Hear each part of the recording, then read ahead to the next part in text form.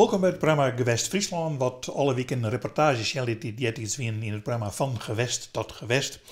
Tussen 1968 en 2004 wie Johan van der Zee daarbij, die ken u, nee 2002, die ken u zelf van alles hoe die reportage vertellen. Nou hebben wij hier een reportage in 1968 over een onderwijsdag, een congres over tweetaligers in 1968, maar die had ook volgens mij net maken. Nee, want dit is uit januari nevens mij. Ja. En ik ben in april 68 in Tjeest gekomen bij de NTS, de Nederlandse Televisiestichting. En toen heb ik eerst een maandenlang stage op het journaal Roem. Oh, okay. Dus ik weet er dan net. Dat wist er dan net. Nee. Oskamp weer. Oskamp. En die maken een reportage over een congres voor tweetaligers. Nou, je moet zeggen, nou eerst het verhaal uit 1968. We breed uit praten over een probleem in het onderwijs. Honderden Friezen waren gisteren in Leeuwarden om het onderwijscongres bij te wonen over de plaats van het Fries bij het onderwijs. Het eerste congres over de Friese taal bij het onderwijs werd in 1948 gehouden. Beide keren was de organisatie in handen van de Provinciale Onderwijsraad van Friesland. Er waren dit jaar 1000 leerkrachten, vertegenwoordigers van het provinciaal bestuur, van gemeentebesturen en van onderwijsinspecties. In 1955 kregen de lagere scholen in Friesland de kans om tweetalig te worden. Daar is druk gebruik van gemaakt. Over de problematiek van de tweetaligheid en de ervaringen elders opgedaan werden de congressisten uitvoerig voorgelicht. Dr. E. Glyn Lewis, inspecteur bij het onderwijs in het tweetalige land Wales, was een der sprekers. Ladies and gentlemen,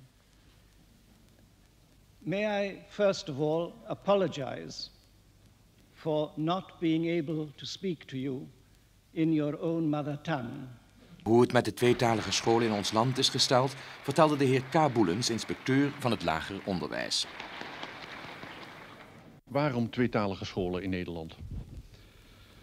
Meneer Oskamp, als u me vroeg waarom tweetalige scholen in Friesland, zou ik het makkelijker kunnen zeggen. Hier in Friesland spreekt het kind namelijk zijn moedertaal Fries. En wij zijn van mening dat die taalontwikkeling die begonnen is in de moedertaal niet te vlug gehinderd of zelfs gestopt moet worden. Zodoende is men overgegaan tot het instellen van een Friestalige school waar het kind eerste en het tweede klasse zijn eigen moedertaal mag gebruiken. En leert hij dan ook Nederlands? Wij beginnen dan met enig mondeling Nederlands, bijvoorbeeld een versje. Bijvoorbeeld ook luisteren naar een Nederlandse vertelling. Bijvoorbeeld ook een Nederlands versje zingen. Maar we gaan niet van hem vragen dat hij zich uitdrukt in het Nederlands. Omdat we vinden dat dat uitgesteld moet worden tot eind van de tweede klas. Eerst leren de kinderen spelenderwijs zich goed uitdrukken in hun moedertaal. Daarbij geholpen door hun onderwijzeres. Ja, correct. En waar maakt het Beppe die baar en die hoen van? Cito. Van Jan. Ja, correct, hè? Ga jij me wel eens wat van jij maken? Jawel. Jawel? Wat has je wel eens maken van jij? Kleedjes. Kleedjes, ja. Dan komen ze te laat te eten. Hè? En waar zullen ze eten? Dus. Dus, mooi. En wat maakt ze dan uit dat eten ervan? Hier Op en dan. bed. Nog zes toe maar? Eerst wasje en dan tussenpoetsen en dan op bed. Nou, dat is fijn. Hè? Eerst wasje, dan toskenpoetsen en dan op bed. Aan het eind van het tweede leerjaar zijn ze zover dat ze verhaaltjes in het Nederlands kunnen volgen en vertellen. Een meisje. Ja, was het zomaar een meisje? Wat was een? Dat was zijn zusje. Dat was een zusje, ja. En dat was een zusje. En er was nog iets mee, hè? Ja. Was het zomaar een zusje? Nee, dat was een tweeling. Dat was een tweeling. En wat is er nu met een tweeling? Jij hebt ook een broertje, hè? Ja. Hoe heet het broertje van jou? Ja. Dat is Jan, ja. En Jan en Geeske zijn dus een broertje en een Zusje. zusje. En toch zijn jullie geen tweeling. Nee. Hoe kan dat? Een tweeling geboren op dezelfde dag. Van het eind van de tweede klas tot en met het begin van de vierde klas is er een vrij vlotte overschakeling naar het Nederlands. En dat Nederlands is dan zowel schriftelijk als regelmatig als ook actief. Dat betekent dat hij het dan uit zichzelf moet spreken. Is het Nederlands dan de voertaal geworden op school en het Fries het vaktaal? Dan is inderdaad, zoals u zegt, het Fries vaktaal geworden. Behouden ze een enkel onderwerpje, er wordt dan ook nog wel een Fries versje gezongen. Maar voor de rest is dan Nederlands voertaal. En bij het begin van het vierde leerjaar is het kind wat Nederlands betreft volkomen gelijkgeschakeld met het Nederlands dat het krijgt op elke andere school in Nederland. Het Fries is een taal, meneer Boelens, maar in de andere delen van het land spreekt men voor dialecten. Dat kind spreekt dus thuis ook anders dan op dan de algemeen Nederlands beschaafde taal. Hoe gaat het daar dan? Wat ik ervan weet is dat het tot dusver nog maar op een heel klein gebiedje op onze manier lesgegeven wordt. Er is in de Achterhoek van Gelderland een hoofd van een school die in Friesland geweest is en die daar de tweetaligheid min of meer geïntroduceerd heeft, zoals wij het tot dusver hier hadden. Maar ik ben van mening dat als het verschil tussen het dialect en het ABN te groot is dan dat het kind zich direct zou thuis voelen in het ABN, dat dan de school de plicht heeft dat kind op te vangen in zijn gewone dagelijkse omgangstaal. Neemt het aantal tweetalige scholen in Friesland toe? We zijn begonnen, meneer Askamp, met een 10-tal proefscholen die daarvoor vrij lukraak werden uitgezocht. En in de loop van 20 jaar heeft zich dat ontwikkeld tot een aantal van ruim 80 scholen. Heeft de Mammoetwet nog gevolgen voor de tweetaligheid? Zeker zal hij dat hebben. Tot dusver heeft de tweetaligheid, dat wil zeggen het gebruik van het Fries, zich vooral beperkt tot de lagere school. En ik geloof dat de Mammoetwet kansen biedt om datzelfde Fries ook door te voeren als voertaal hopelijk in het vervolgonderwijs. Prachtig, hè? Carine Boelens die dat alle jaar op die manier vertelt. En doe hier ze eigenlijk al dat je drie talen moest, hè? Want hier zit ik al over het Engels, kon je erbij waren. Dus ik precies, dat is pas volle letter al jaar gebeurd. Maar wat ik nog zo mooi vond, wie dat die band met juffrouw daarover praten. En die had dan een tafeltje en er staat een microfoon op. En daar moet ze alle jaar omheen staan. Ja, anders kennen ze net in beeld. Nee, prachtig. Ja. En de wie ik nog hier sprake van, en letter hier is dan hengelje of hoe zegt het? Angelje. Angelje, ja. Maar dat wie doe je sprake van. Er moest een verste microfoon en erin praten. Daar komt het op del. Ja. Wat aan de andere kant wel kwetsend wie vind ik, maar dat in die tijd Fries dialect beschouwd waren, als een dialect. Ja, heel raar. Ja. Dat veel mensen dat doen samen. Dat hebben wij nooit gehad. Nee. Wij gaan taal en horen aan dialect. Ja, dus, goed. Ja. Nou, dan gaan we naar jongetje 79. Dat had wel al jezelf dingen, want dan hebben we het over het beukeronderwijs, wat bij het basisonderwijs dan komen er al je fusies. En dan moet het weer mooi maken worden. Dan gist je naar een squalle in Wolvenje. Ja. En wat is dat dan? Dat is toneel. Ja. Zullen we dan een cent? Zo is het. Oh ja, dan zit je hier, jullie zijn hier. Ja, en dan ga je zo. En dan ga je naar de rug. Sorry. Ga even. Tot op. Wat doe je daar achter me, man? Nou, kijk. Ja. En dan rug. De Sint-Franciscusschool, een lagere school, en de speelhut, een kleuterschool, allebei in Wolvenga, zijn al een aantal jaren bezig met een experiment op weg naar de basisschool. Het samengaan van kleuterschool en lagere school, dat vanaf 1983, als de wet op het basisonderwijs van kracht wordt, een feit zal worden. Op het ogenblik is het zo dat onder de 24 leerlingen 1 leerkracht aan een school is.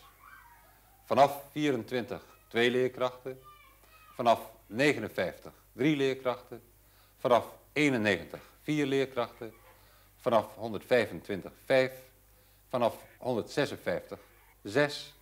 En dat betekent dat tussen die 125 en 156 31 zit en daarom noemt men het de 31-schaal.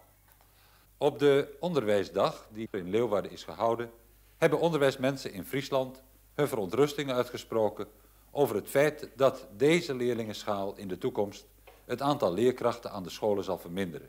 Deze school met 2 leerlingen minder dan hier staat genoemd, namelijk 121, moet het gaan werken met 4 leerkrachten.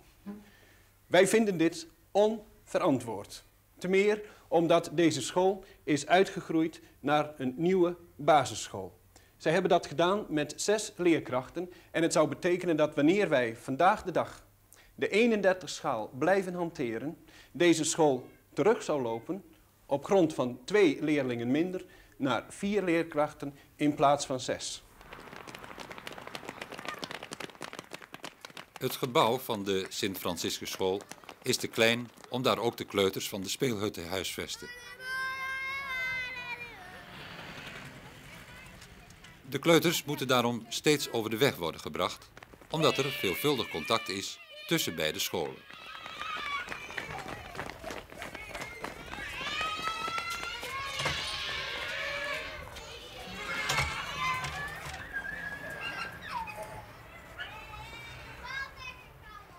Je kunt dat contact, dat basisschoolidee dus eigenlijk, onder andere merken als er een bepaald thema aan de orde is. Dat thema wordt dan in alle groepen behandeld, zowel op de kleuterschool als op de lagere school. Toen wij in Wolvenga filmden, was dat thema blij zijn. Ik mag toch meedoen. Waarom dan? Wij vinden het helemaal niet leuk dat jij meedoet. Nee. Mag van mama. Nee, toch. Vraag nee. Paulus, wat is er met jou, jongen?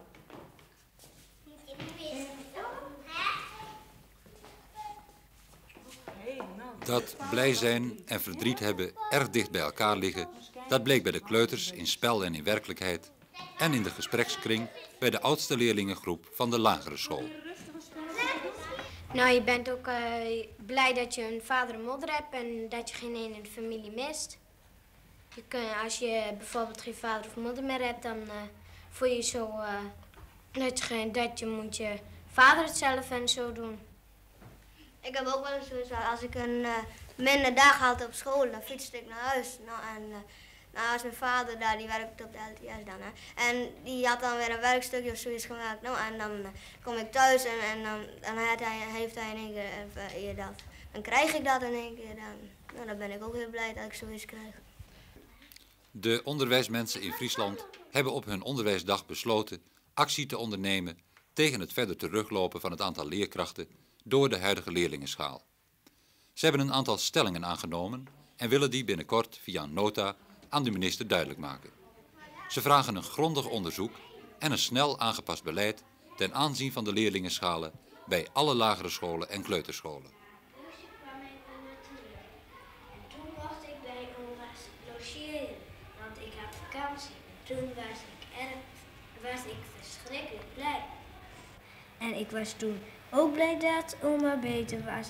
En toen moest ik weer naar huis, want de 7 weken waren om. En toen was ik verdrietig dat ik naar huis moest. En mijn moeder troostte mij. Leuk gedaan, Anita. Rondi, hoe kun je eigenlijk zien dat iemand blij is? Nou, iemand die lacht. Iemand die lacht. Marcel. Nou, en lolbeleven. Margriet, hoe kun je zien dat iemand blij is? Aan het gezicht, aan de ogen. Aan de ogen. Theo, laat jij eens even zien aan je ogen dat je blij bent. Ja, zeker. Dat is hartstikke goed, Finn. Niet ver van Heerenveen, maar door een kanaal en een spoorlijn wel ver daar vandaan gehouden, ligt Vegelinsoord. Het is een klein dorp in de gemeente Haskerland. Juist in deze kleine dorpen, waar de bevolking vaak in aantal terugloopt, is het een groot probleem de school in stand te houden.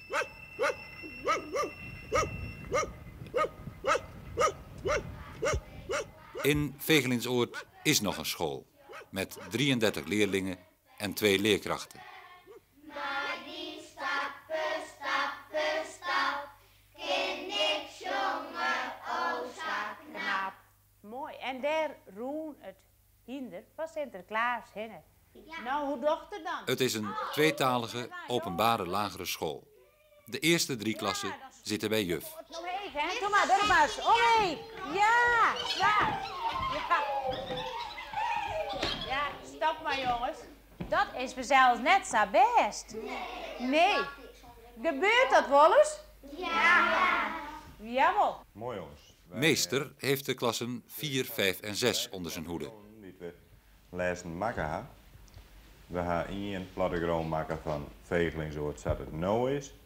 Die is een derde, die had een groep maken. En hier zat het vroeger weer. Kan je me in het kwart vertellen wat er nou eigenlijk verloren is aan ons dorp? Ben er nou meer of minder huizen dan vroeger? Er zijn nog minder huizen.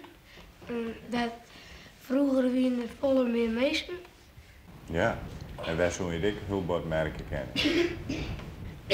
We zitten vroeger weer een kwam en dan weer vol mensen en nu is het wel litser. Ja, als er minder mensen binnen, ben er ook minder bij. Meneer Van der Leij, is het onderwijskundig nog verantwoord die hele kleine schooltjes? Nou, er is natuurlijk wel een grens aan het bestaansrecht van een school. Als je naar leerlingenaantal kijkt en naar het aantal onderwijsgevenden wat aan een school verbonden is, dan moet wel nadrukkelijk gezegd worden dat een school met bijvoorbeeld 6 of 8 of 12 leerlingen, dat dat een te kleine eenheid wordt om dat als basisschool te laten functioneren. Naar mijn gevoel zal het zo moeten zijn dat een kleine basisschool voldoende leerlingen heeft, zodat bijvoorbeeld ook de sociale opvoeding van de kinderen in die school volledig tot zijn recht kan komen. Dat wil zeggen dat je die allerkleinste schooltjes dan moet opheffen? Op een bepaald moment dan zul je op grond van pedagogisch-didactische criteria zul je moeten besluiten om de allerkleinste schooltjes of op te heffen of in een andere structuur te brengen. Dus het is mogelijk om bijvoorbeeld door koppelvorming te zorgen dat een kleine unit, een kleine school met een klein aantal leerlingen in een koppel met andere scholen wel terdege kan blijven bestaan. Er zijn scholen in de buurt waar een koppel mee gevormd kan worden. In Haskerhorne, 8 kilometer van Vegelinsoord, is een openbare lagere school met 37 leerlingen. Er mogen dus, volgens de 31-schaal, 2 leerkrachten zijn.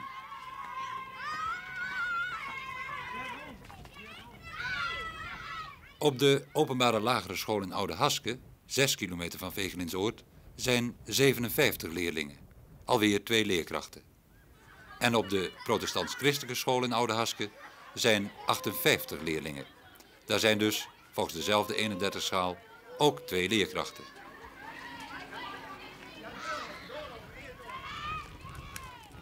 Er is in het gebied van al deze scholen maar 1 kleuterschool.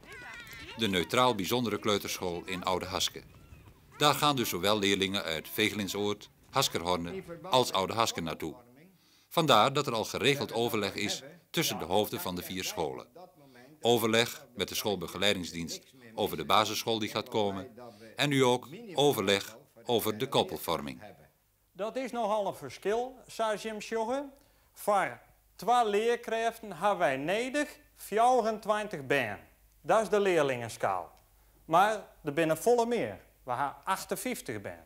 Hier bij OL Legerschool Oude Haske 24 baan binnen nodig voor die 2 leerkrachten. Maar we hebben zo'n 50 baan, dus dat is nogal wat meer. Je weet dat uw leerlingenaantal in Friesland zakje zal, namelijk 12.000 ongeveer in de komende 4 jaar.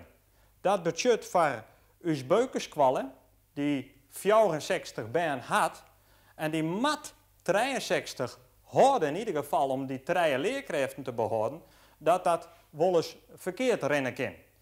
Daarom is deze oplossing aandroegen. Wij gaan met elkaar een koppel vormen.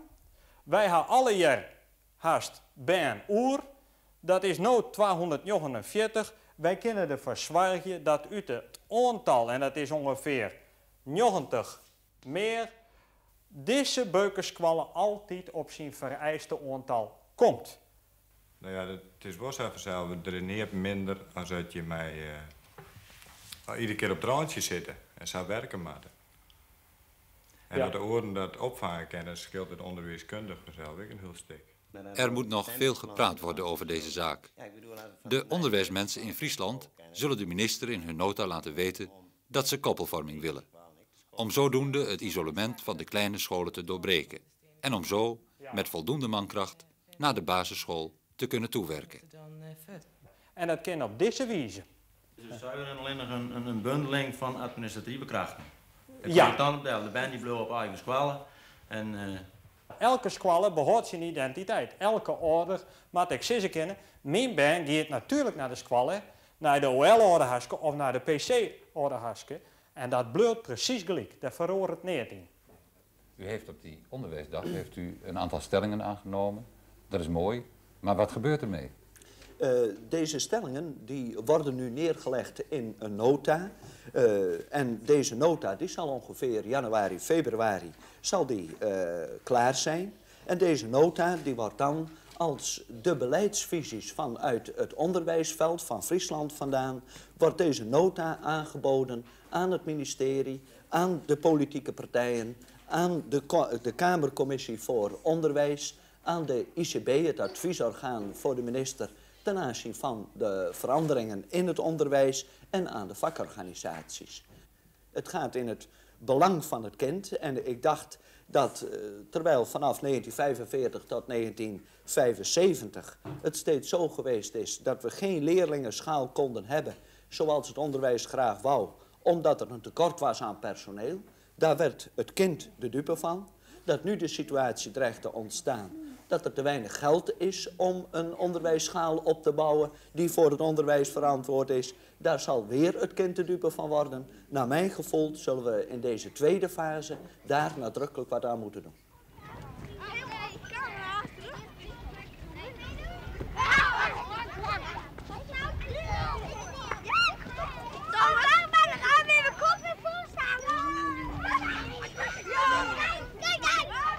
Het allermooiste in die reportage is natuurlijk Johan van der See als verslagjouwer van Gewest uit Gewest van het boert om te vertellen hoe het al hier ziet met die onderwijzers. Het is ongelooflijk. Educatief uitlezen. Ja.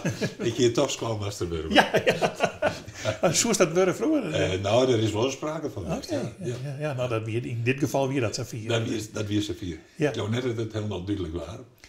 Nee, we staan te volle cijfers op het boord. Ja. En dat bloot in de hele reportage extra. Ja. De Jen Trieten warm. Nou, ik weet het net. Maar Jim kon wel duidelijk uitlezen dat er uiteindelijk dan te min onderwijzers weer, dat er maar één leerling minder weer. Dat weer duidelijk. Dat weer de angst die er een beetje weer natuurlijk. Ja, dan zien we Laurie van der Leij in Vegelingsoord, in Klasse. Ja. En dan denk ik van, hoe krijg je hem die best stil? Want die zitten daar de hele tijd te werken en Laurie praten. Ja, ik trotte steeds Jim maar nou even net praten.